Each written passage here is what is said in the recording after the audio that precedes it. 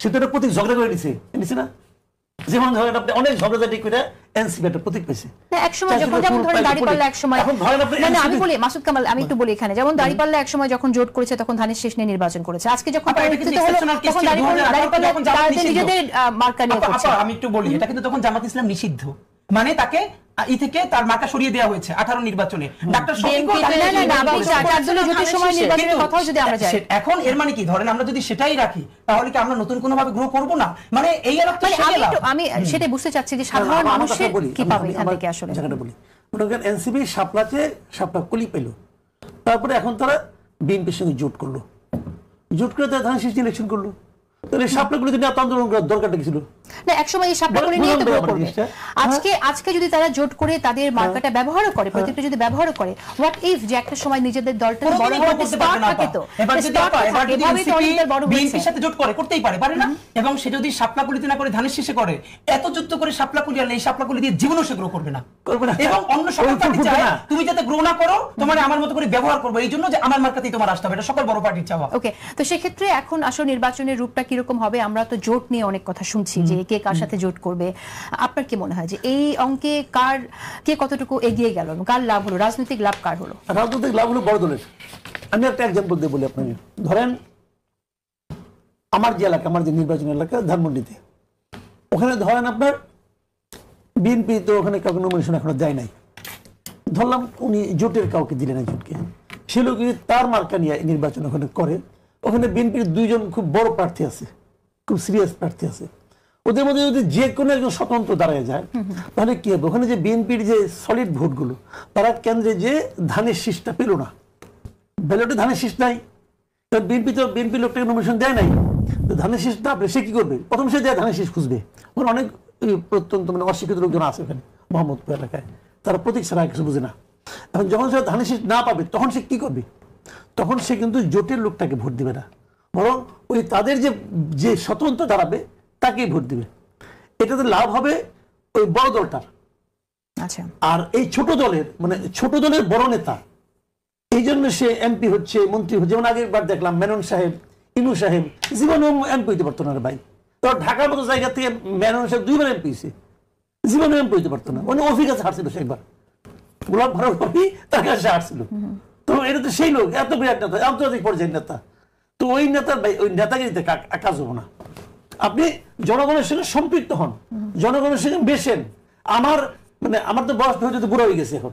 আমার ছাত্র জীবন থেকে দেখতেছি যে রাশেদ খান মেনন তার দলের মূল নেতা, একমাত্র নেতা, আর কোন নেতাই নাই। তো এই নেতাদের কি করবো ভাই? নেতাতে কি করবো? মানুষের সঙ্গে মিশলে পরে যদি জনগণের মাঝখান থেকে নেতৃত্ব বেরিয়ে আসে, জনগণ আপনাকে নেতা বানাবে, দরকার নেই কোনো কিছু। এবং এতে কি হয়, আমি একটা কথা বলি, এতে যে ক্ষতিটা হয়, ইলেকশনে হয়তো বড় দলের লাভ হবে, কিন্তু বড় দলের একটা বড় ক্ষতি হয়। ক্ষতি হয় একটা এলাকায় অনেক দিন ধরে তারা রাজনীতি করতেছে, তো তাদের এই রাজনীতির কোনো মূল্য থাকে না। কিন্তু ওই ছোট দলের বড় নেতা এসে এমপি হয়ে যাচ্ছে, তাহলে কি মূল্য থাকলো রে ভাই? যেমন এই ঢাকা হাটে সাইফুল হক ভাই দাঁড়িয়েছে, খুব ভদ্রলোক, কোদাল মার্কা নিয়ে।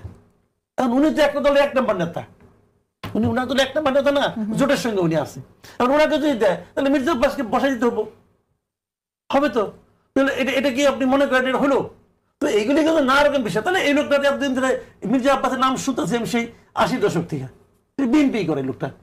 তাহলে আমি একটু উদাহরণ দিয়ে বললাম খালি।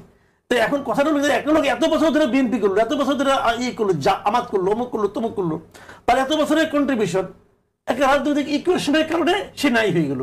ওইখানে উড়ে এসে জুড়ে বসতে আরেকজন। এটা হয় না রে ভাই, এটা উচিত, এটা রাজনীতির জন্য। আপনি যেটা বলছেন সেটা হচ্ছে জোট হয়ে উড়ে এসে জুড়ে বসা ব্যাপারটা তো না। এখানে আমরা দেখি যে অনেক সময় একসাথে যুগপৎ আন্দোলনের কথাও এখানে আছে। যদি হঠাৎ করে শুধুমাত্রই ক্ষমতায় যাবার জন্য জোট হয় তখন বিষয়গুলো নিশ্চয়ই প্রশ্নবিদ্ধ হতে পারে, কিন্তু যারা একসাথে আন্দোলন করেছে, অন্যান্য দলে ছিল, সেই জায়গাতে উড়ে এসে জুড়ে বসা ব্যাপারটা হয় না। আর যদি আপনি উড়ে এসে জুড়ে বসার কথাই বলেন, তাহলে আমরা রাজনৈতিক কালচারে কি দেখিনি যে ব্যবসায়ী হঠাৎ করে আসলেন একজন, তিনি মনোনয়ন, সেটাও তো নিশ্চয়ই না, সেটাও তো আছে।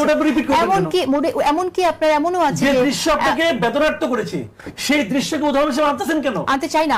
কিন্তু সেক্ষেত্রে আমরা এমনটাও দেখেছি যে আপনার যে দলে প্রতিটি দলে এরকম আছে, আমরা অতীতে দেখেছি যে খুব বেশি সময় না দেওয়ার পরে, যোগ্য না হওয়ার পর তাকে মনোনয়ন দেওয়া হয়েছে। দুই দলেরই ক্ষতি। এক নম্বর হলো যে দলটা, সেই দলের যারা নিবেদিত প্রাণ নেতাকর্মী তারা ক্ষতিগ্রস্ত হয়। আবার ধরেন রাশেদ খান মাইনের দলটা ধরি, অথবা ইনুর দলটা ধরেন, ইনু সাহেবের দল জাসদ একটা বড় দল ছিল মোটামুটি এক সময়। সেই দল এই একটা আসন পাওয়ার জন্য, আরেকটা আসন পাওয়ার জন্য, ওনার প্রিয় এক ভদ্রমহিলাকে আসন দেওয়ার জন্য ওনারা কি হলো যে শেখ হাসিনার ভিত্তি পরিণত হয়েছিল তো। ওনার যেটা পলিটিক্স ছিল, সেই পলিটিক্সটাকে উনি জনজনে দিয়েছে কেবল নিজে এমপি হওয়ার জন্য এবং নিজে মন্ত্রী হওয়ার জন্য। তাহলে ওই রাজনীতিটা ধ্বংস হয়ে যাচ্ছে, দরকার নাই তো কোনো কিছু না। কিন্তু সেটা ঠিক আছে, আমি একটি জিনিস এখানে আমি একটু বলতে চাই, সেটা হলো যে আপনার ছাড় দিতে চাইলে অন্যভাবেও দেওয়া যায়। সে জায়গায় প্রার্থী দিল না, যে যোগ্য প্রার্থী সেখানে আসন নিয়ে আপনার নির্বাচন করার কথা, তাকে হয়তো নির্বাচন করার সুযোগই সে পেল না এবং স্বতন্ত্র প্রার্থী হিসেবে কাউকে সমর্থন দিয়ে দেওয়া হলো। সেটাও তো হতে পারে, সেই বিষয়টাও আছে। আমি একটু আপনার কাছে শুনি, আসিফ আহমেদ নাসিমুনি, আপনার মন্তব্য শুনি। আমি বলবো, হ্যাঁ দেখেন 2018-তে তো আমরা দেখেছি যে ওই রাতের ভোট যখন হলো, জামাত আমাদের সাথে তো দীর্ঘদিনই এই গত টার্মে যুগপৎ একটা আন্দোলনে ছিলেন, তো তারা ধানের শীষ নিয়ে নির্বাচন করেছিল, যেরকম আরো বেশ কয়েকটা দল ছোট বড় মিলানো।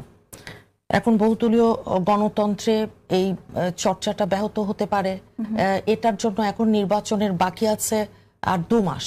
এখন যদি এইটার মধ্যে কোনো প্রথা, কোনো প্র্যাকটিস, কোনো কিছুতে আমূল পরিবর্তনের পক্ষে বিএনপি, এতে কোনো সন্দেহ নেই। আমরা এই সংস্কারের বহু আগে আমরা বলেছি, সংস্কার ভিশন 2030 আমাদের দেশনেত্রী বলেছিলেন। তারপরে তো আপনি জানেন 27 দফা থেকে 31 দফা।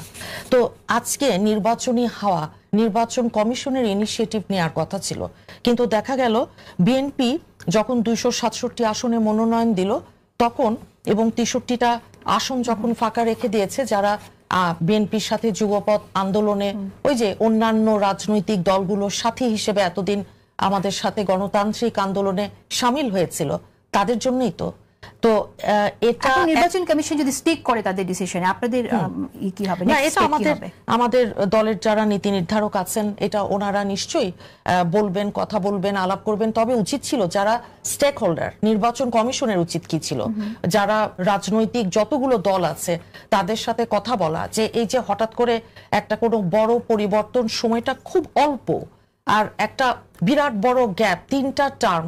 আমি তো 2008-এর নির্বাচনটাকেও ধরি, কারণ প্রণব মুখার্জি বাবুর যে বইটা দ্য কোয়ালিশন ইয়ার্স, যেখানে উনি নিজের মুখে বলছেন 111-এর গভর্নমেন্ট কিভাবে তাদের ওখানে গিয়েছে এবং ওই আওয়ামী লীগকে জিতিয়ে দেয়া, কাজে 4টা নির্বাচন।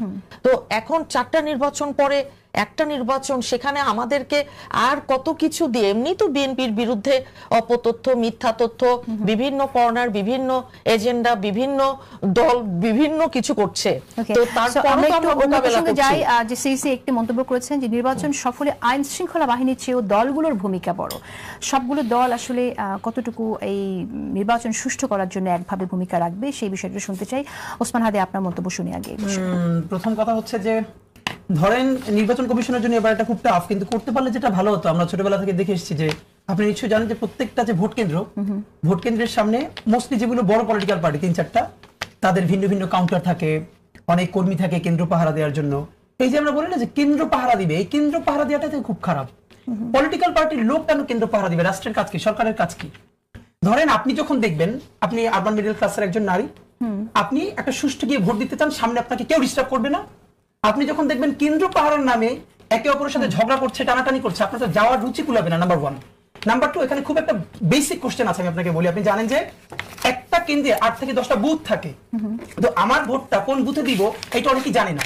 তো যেটা করে নির্বাচনের দলগুলো, তারা সামনে ওই রিসিপ্টটা দেখে তারপরে তাকে বলে দেয় যে আপনার বুথটা এখানে, আপনার বুথটা এখানে, এই 5-6টা বলে দেয়। ইউনিয়ন পর্যায়ে, উপজেলা, জেলা পর্যায়ে মুশকিল হলো, ধরেন আগে যখন নৌকা ছিল, তো এখানে বিএনপির একটা কাউন্টার আছে, ওইখানে নৌকার একটা কাউন্টার আছে, ওখানে জাতীয় পার্টি জামাতের, যে কাউন্টার থেকে ওই সাপোর্টটা নেয় তাকে ধরে নেয় সে ওখানে ভোট দিবে। মানে আমি যদি বিএনপির জায়গা থেকে ওই হেল্প নিলাম, তাহলে ধরে নেয় যে নৌকার লোক ধরে নেয় যে বিএনপিতে ভোট দিচ্ছে। যদি আমি জামাতের জায়গা থেকে ধরে নিলাম তাহলে ধরে নাও জামাতের জায়গা থেকে ভোট দিচ্ছে। আমি যদি এই হেল্পটা নিতে গিয়ে আগে আমি জেনে যাই যে আমি কোথায় ভোট দিচ্ছি, তাহলে নির্বাচন কমিশনের কাজ কি? নির্বাচন কমিশনের যেটা করা উচিত, কেন্দ্রের সামনে কোনো দল কোনো বুথ বসাতে পারবে না, কোনো পোস্টার বসবে না। নির্বাচন কমিশন 2, 3, 4টা বুথ করে দিক, যখনই কোনো ভোটার যাবে গিয়ে তার এনআইডি দেখাবে, তাকে ওখানকার সরকারি সাপোর্ট বলবে যে ঠিক আছে আপনারটা এই বুথে পড়েছে, সে গিয়ে ভোটটা দিয়ে আসবে। তাহলে তো তাকে লোকেট করা যাচ্ছে না। এই পরিবেশ যদি তৈরি করা যায়, আর কেন্দ্র পাহারা তো দিবে পুলিশ, কেন্দ্র পাহারা দিবে বিজিবি, কেন্দ্র পাহারা দিবে হলো আর্মি। যদি এই যে সবাই বলে বিএনপি কেন্দ্র পাহারা দিবে, জামাত কেন্দ্র পাহারা দিবে, তো এরা কেন্দ্র পাহারা দিতে দিতে যে ভোট নাই করে ফেলবে, সেই পাহারা কে দিবে? এই জন্য বরং যেটা দরকার যে শুধু তারা ভোটটা দিয়ে আসবে, আর পাহারা দেওয়া লাগবে না, পাহারা দিবে সরকার। না, এই কেন্দ্র পাহারার কথা আমরা শুনছি যে কেন্দ্র পাহারা দিতে হবে। মাসুদ কামাল, আপনার কাছে কি মনে হয়? এর পাশাপাশি আরেকটি বিষয়টা জানতে চাই, সেটা হলো যে ডিসি রদবদল নিয়ে আমরা শুনছি যে উদ্দেশ্য প্রণোদিতভাবে জামাত ইসলামী থেকে অভিযোগ করছেন যে উদ্দেশ্য প্রণোদিতভাবে ডিসি রদবদল করা হচ্ছে। আর বিএনপি থেকে উল্টো দিকে এমনটা শুনছি যেখানে ডিসি না বরং নির্বাচন কমিশনে যাতে সেখানে রিটার্নিং কর্মকর্তারা নিয়োগ করে সরাসরি, সেই দাবিটা নির্বাচন বিএনপির পক্ষ থেকে এসেছে। আপনার কি মনে হয় যে ইসি আসলে সেরকম লোকবল আছে কিনা, সক্ষমতা আছে, এটা করতে পারবে? দেখেন, এক নম্বর কথা হলো এই ডিসি পরিবর্তন যেটা হয়েছে, এর মধ্যে প্রায় 52টা ডিসি পরিবর্তন হয়ে গেছে অলরেডি। এটাকে আমি ঠিক মনে করি না, এটা কাজটা ভালো হয়নি, একদমই ভালো হয়নি। নির্বাচন কমিশন যদি একটা সুষ্ঠু নির্বাচন করতে চায়, নির্বাচন কমিশনের উচিত হবে শিডিউল ঘোষণা করার পর, যেহেতু শিডিউল ঘোষণা করার পর সমস্ত প্রশাসন কিন্তু নির্বাচন কমিশনের আন্ডারে চলে আসবে, শিডিউল ঘোষণা করার পর নির্বাচন কমিশন নিজের বিবেচনায় আবার নতুন করে সব জেলার ডিসি আবার শাফল করবে। এটা আমি মনে করি তার উচিত হবে। তাহলে কি হবে, দুটো ঘটনা ঘটবে। একটা হলো যে এই যে বিএনপি বলছে জামাতের ডিসি, আবার জামাত বলছে বিএনপি ডিসি, এই অভিযোগটা তখন আর কিন্তু এক্সিস্ট করবে না। বিপরীত দিকে নির্বাচন কমিশন যে সিরিয়াস এবং তারা যে সাহস করতে পারে, তাদের যে আসলে একটা মেরুদণ্ড আছে, এটা ওনারা দেখানোর একটা শেষ সুযোগ পাবেন। এটা হলো এক নম্বর কথা। আর 2 নম্বর কথা হলো যে ডিসি আসলে কি হয়, ডিসিরা হয় রিটার্নিং অফিসার। তো প্রত্যেক জেলায় একজন রিটার্নিং অফিসার, এটা কিন্তু জেলায় থাকে একজন রিটার্নিং অফিসার। তো প্রত্যেক জেলায় একজন নির্বাচন কমিশনের কর্মকর্তাও আছে, প্রত্যেক জেলায় আছে নির্বাচন কমিশনের কর্মকর্তা, উপজেলা পর্যন্ত আছে, উপজেলা পর্যন্ত আছে। উপজেলা নির্বাচনটাকে মূলত নিয়ন্ত্রণ কে করে? উপজেলা নির্বাহী অফিসার। তো নির্বাচন কমিশনের লোকবল যত কমই থাকুক, কিন্তু জেলা পর্যায়ে তার নির্বাচন কর্মকর্তা আছেন একজন, জেলা নির্বাচন কর্মকর্তা। উপজেলা পর্যায়ে উপজেলা নির্বাচন কর্মকর্তা আছেন, এবং উপজেলা নির্বাচন কমিশনের বেশ কয়েকজন কর্মীও আছেন। কিন্তু এত কর্মী আছেন কি আমরা জানি আছে যে ভোট কেন্দ্রগুলোকে যাওয়া। আমি বলি আপনাকে, প্রিজাইডিং অফিসার করার মতো অত কর্মী নাই।